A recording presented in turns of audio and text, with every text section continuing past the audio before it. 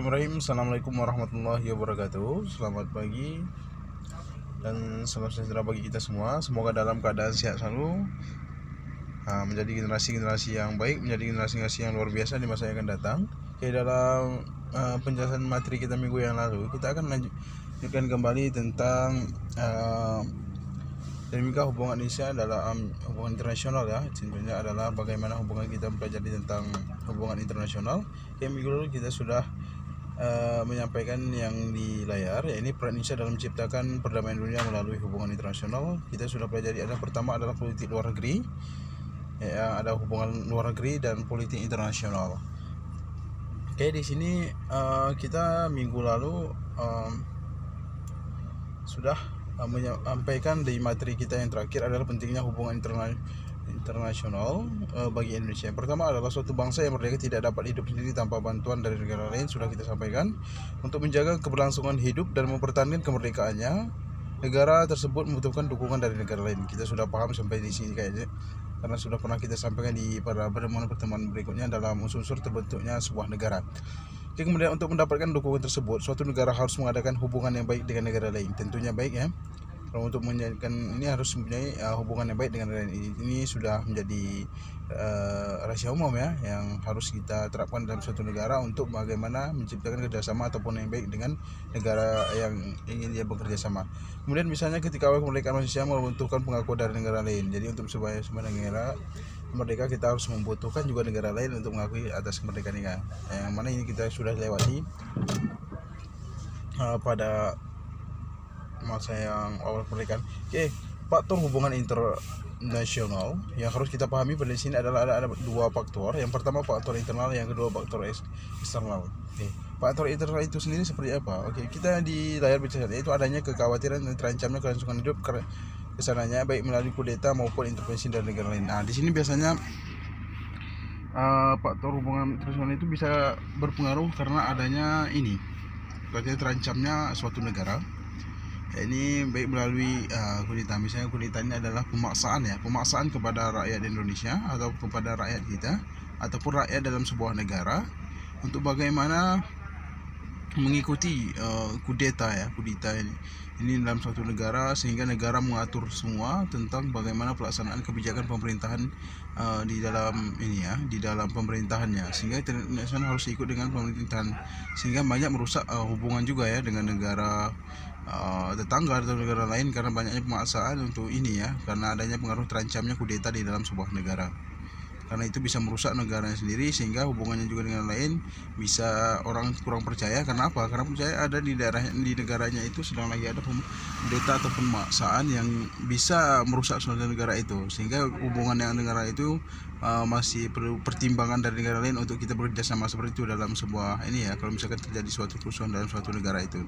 Kemudian ada faktor selain ini tadi, ada juga maupun intervensi dari negara lain. Nah, misalnya teguran dari negara lain karena negara kita misalkan membuat suatu pelanggaran HAM, hak asasi manusia dalam suatu negara, atau pengusiran baik suku ataupun agama, keyakinan seperti agama, kalau kita seperti agama Islam mungkin yang banyak juga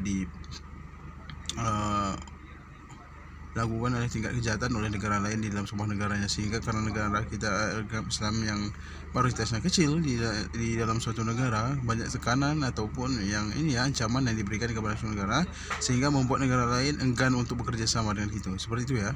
Makanya kalau kita dalam sebuah negara, kalau ada suatu bentuk kekerasan atau lain, negara lain akan mempertimbangkan, oh ini dia merusak agama ini, dia merusak ini. Jadi dengan itu kita semua negara kurang yakin terhadap apa yang kita untuk melakukan hubungan, karena seperti itu tindakan atau yang dilakukan oleh negara itu sendiri kepada warga negaranya.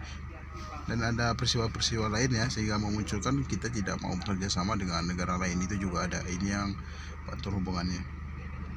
Jadi dengan adanya tingkat misalkan agama ataupun ekonomi yang bagus, itu sehingga orang pun makin tingkat keyakinannya tidak terancam, membuat orang ini membuat hubungannya itu menjadi lebih ini ya, lebih lebih erat hubungannya. Kemudian ada faktor eksternal, ini yaitu ketentuan hukum alam yang tidak dapat dipungkiri bahwa suatu negara tidak dapat berdiri sendiri tanpa bantuan dan kerjasama dengan lain. Ketergantungan tersebut terutama dalam upaya memecahkan masalah-masalah ekonomi, politik, budaya, sosial, pertahanan, dan keamanan. Ini biasanya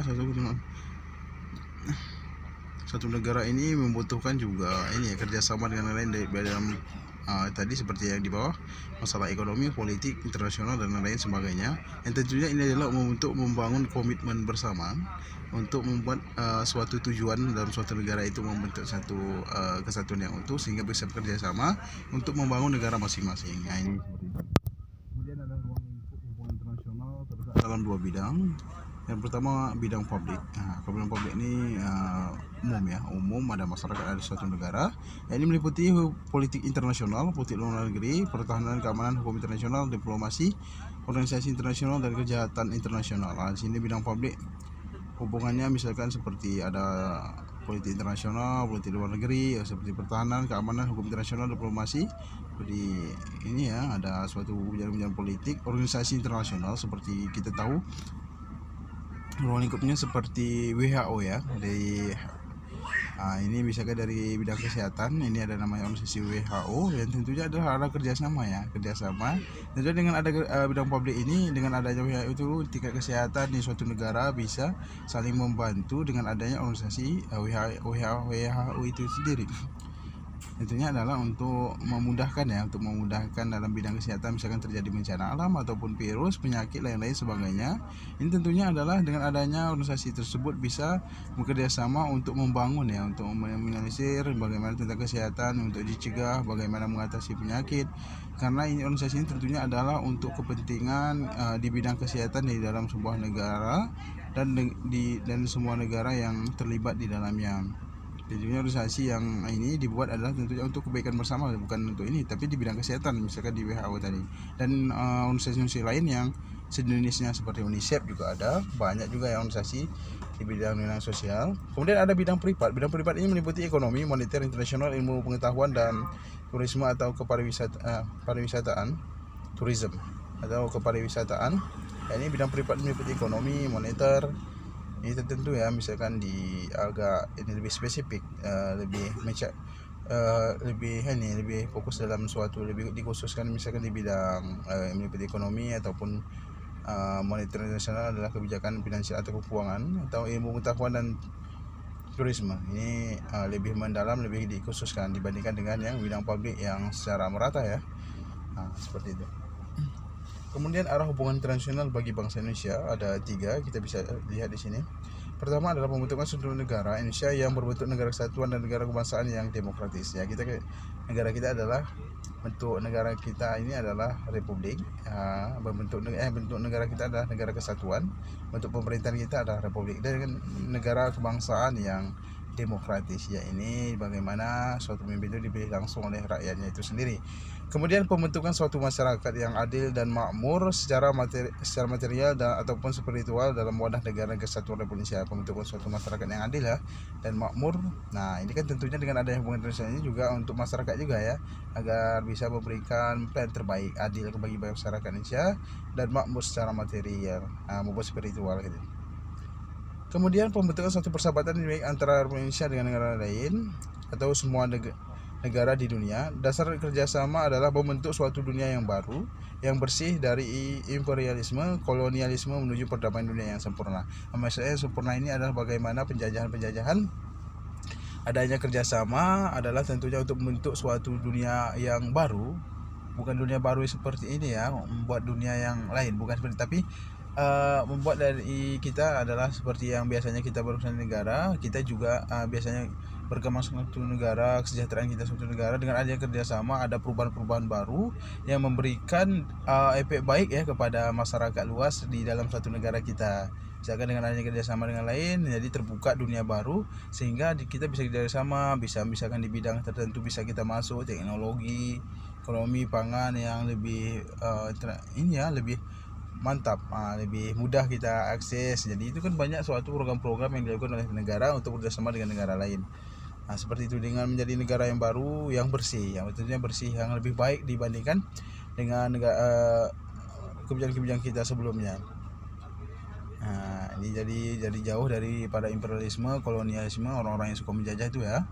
Oke, untuk bagaimana menciptakan perdamaian dunia yang sempurna, yang tidak ada suatu merusak satu negara lain dan membuat negara itu untung ataupun bisa mencapai tujuan dalam suatu negara itu sendiri, dan bahkan melebihi apa yang dilakukan oleh negara itu.